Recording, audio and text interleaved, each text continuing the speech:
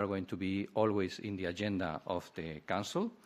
On the one hand, the Council held a horizontal discussion on the basis of the annual report presented by the Commission last July, and on the other hand, we have addressed the evaluation of the dialogue on rule of law mechanism, and the delegation has sent comments on and suggestions to the questionnaire sent by the Commission, and we will summarize them and also the comments made today in order to present conclusions by the end of the year on this evaluation of the mechanism. We have had an informal lunch on the future of Europe, where we had the opportunity to hear firsthand to have the conclusions of the reflection of the working of an informal expert group created by France and Germany. And we had the opportunity to have exchange between the members of the Council and with two of the members of the group who attended the lunch. You know that there are several ongoing reflections on this issue about the future of Euro, institutional adjustments, or before the enlargement, and that's it, the key of the discussion. After lunch, we have any other business requested by Slovenia and Greece on floods and natural disasters, and the Council expressed all the solidarity of those two countries. And the last item on the agenda was the agenda of the European Council in October, the formal one at the end of October. And at this, there were some comments about the different issues on the agenda. The first one, I remind you, that is Russian aggression against Ukraine. The agenda also includes a discussion on the multi-annual financial framework in order to give strategic guidance. They will continue the discussion of last European Council in March and June on economy. And particularly important, as you are fully aware, the Council will address external dimension of migration in light of recent surge of arrivals in many countries. We had an exchange of that, and we have taken note of the comments of the delegation. That was the main issues, but I think that the Commission can complete. Well, as we have been in the same meeting, there is no dissent about the content. I only want one issue to add, and this was some details on our letter of intent, because I think it's also quite interesting that in 2019 the Commission delivered their political guidelines, and since then 63% of them have found an agreement which is equal to 633 legislative proposals, and as highlighted by our President in last week, Soteo, we will focus on a number of limited initiatives for next year in order to complement what we have initiated. It's, of course, as it was said, the multi-annual financial framework, its revision, the artificial intelligence legislative proposal, and, of course, the new pact on migration and asylum, and, of course, the economic governance review, to name a few. Thank you very much. Okay, thank you, both of you. And now I open the floor to questions, both in the room and online. So, yes, please. I kindly ask you to introduce yourself. You can, don't worry.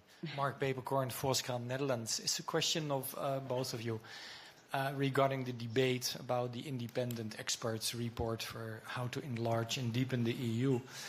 For the presidency, I mean, during this lunch, did you see already some kind of a convergence, or is it still all opinions and one big divided group? And for Commissioner Hahn, the experts actually say on your portfolio, the budget, they say the EU budget should be enlarged, as well in a nominal, but also as a percentage of the GDP. The Commission should have the possibility to make debt, to finance actually the budget.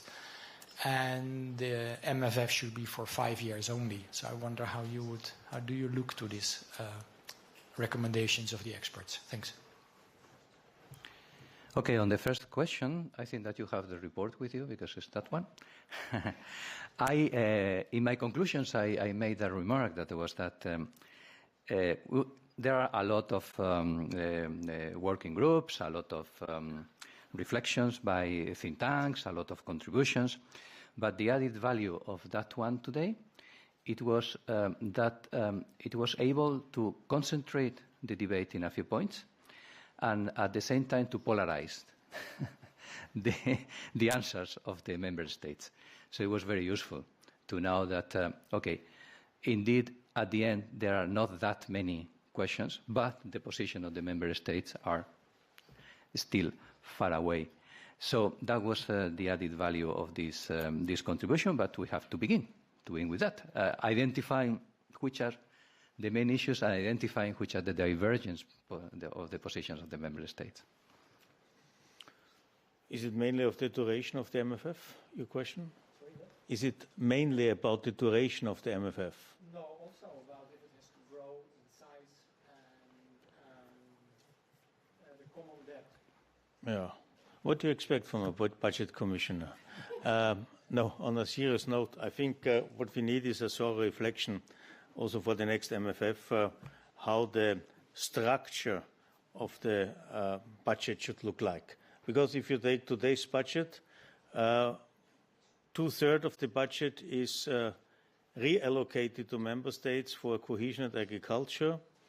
7–8% are overhead costs, and the difference are, so to say, is a budget for real European activities, be it in the area of innovation, competitiveness, migration, but also external policies. And I think this is not really sustainable. If we want to be a geopolitical player, if we want to be independent as a global key player, I think this has also to be reflected in the budgetary structure. How this can be arrived, I mean, I'm not naive. I don't believe that there will be a significant decline of cohesion or agriculture, but the alternative would be, to a certain extent, an increase of the budget in order at least to make it possible playing the role I have just described. But I think for this we need still some discussions. And the second thing is, I mean, listening to the think tankers, I always admire think tankers because they don't have to deliver only the paper, but the Commission is, by the way, I used to say, the only think tank with an executive power. So having said this, I think there are a lot of very valuable ideas in it, no doubt, and we will have to discuss about it. I'm grateful for this initiative. We will soon have another initiative from the European Parliament. I think the whole situation, the war in Ukraine, has triggered really a debate about what is necessary to make Europe fit for global a global role to play. On this idea, for instance, to have a 5-year midterm review, to be honest, if the preparatory time is almost that length, I don't see, let's say, the efficiency. So I think 7 years is in principle a good time frame, but what I would suggest for the future, also based on the experience we have gained this time, but also in the past, trying to generate, to allow more flexibility in the budget. Because our real problem is that once we have an agreement on the 7 years budget, there's also agreement how the money should be spent for 7 years. And this not really reflects realities on the ground. So we are constantly busy to make modifications in order to react to current challenges. And that's why I think also part of our reflection process, how to make the Union more better performing, which means also being fast in reactions. We need more financial space, which means not already pre-allocated money, allowing us to react faster to developments which definitely occur during 7 years. Thank you. Following question? There. Yes, you can ask.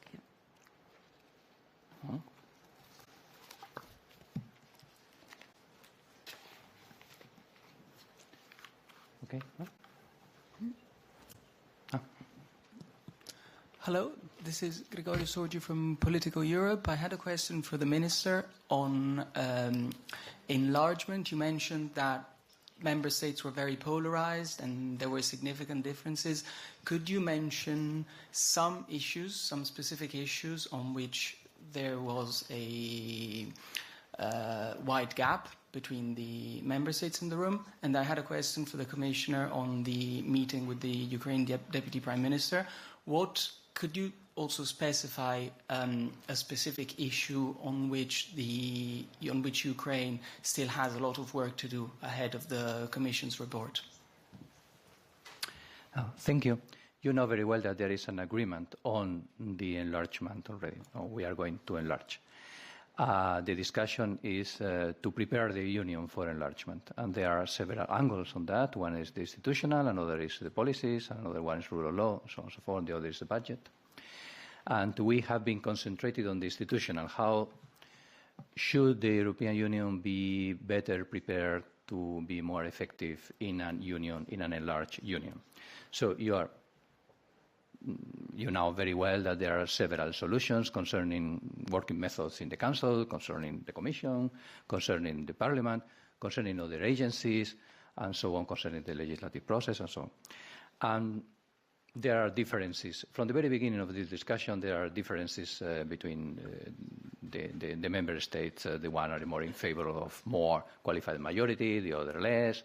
Other are more in favor of reducing the number of the Commission, other, of course, not, and so on and so forth. So other are more in favor of enlarging the competencies of the Union, the other are not. Okay, but I think that you are fully aware of the discussion. You know, papers are public. You know, papers of the think tanks for the moment. There are no official papers from the institutions so far. And the discussion, I think, is very. In your publication, I think very often they publish some of the opinion of some of the member states, or some of the think tanks, or some of the some people that. But okay, so just one message. What our presidency will try to make is just to focus the debate a little bit for being able to focus, concentrate, and to advance in this debate, because preparation for the enlargement has to be developed before the enlargement. There's a certain date to be prepared by the end of a certain date. So our intention is to focus this discussion in the next month, if possible. On your question, I have to admit I was not in the breakfast. This was my colleague. But knowing the structure and the idea of this kind of breakfast is to give the guest an opportunity to present his or her case. And in the case of today, the Deputy Ukrainian Prime Minister Stefanishina was presenting the progress of Ukraine towards the implementation of the 7 steps, which were outlined which were proposed by the Commission last year, and it was a kind of progress report. I don't want to preempt the final report of the Commission, but the focus today was giving the Ukrainians the opportunity to present their case amongst like-minded colleagues. Thank you. Following question, Amaya.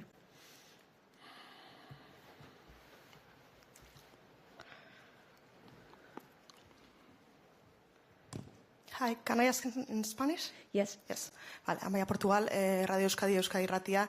Quería preguntar por el asunto de las lenguas cooficiales y en el debate constructivo que se ha tenido quería saber cuáles son las principales dudas que han mostrado los Estados miembros y si el hecho de que el Gobierno español plantease la entrada de 3 lenguas simultáneamente ha supuesto un problema o creen que es un problema el resto de Estados miembros. Gracias. Muchas gracias. Sobre las posiciones de los Estados miembros no puedo comentar. Y sobre la segunda pregunta que me ha hecho, yo creo que el ministro Álvarez ha atendido los medios al respecto. Gracias. Any more questions in the room?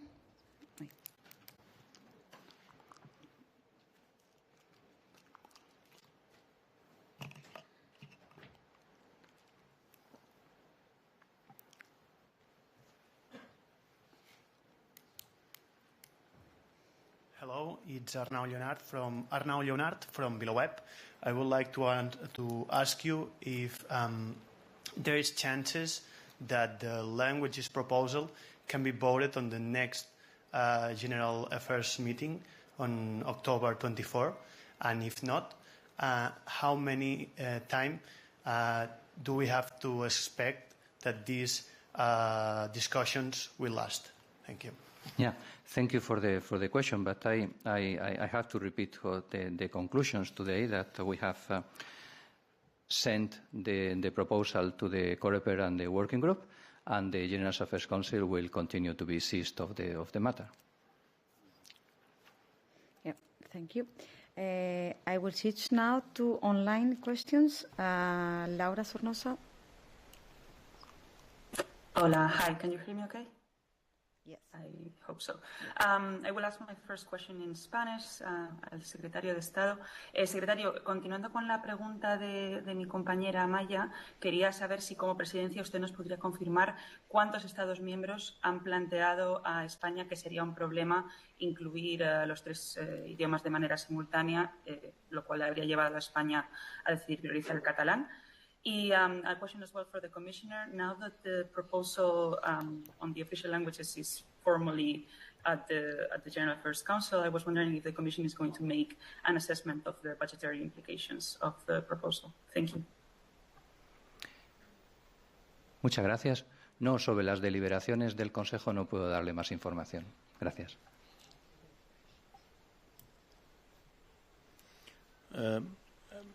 The issue of deciding about languages is council only, but and I'm happy that we are not always involved. But of course, we will assist if necessary at a certain stage whenever there's a request to give, so to say, information about possible consequences. But I think this is for the moment premature. Thank you. Are there any other questions? And I don't see anyone online, so I thank you, everyone.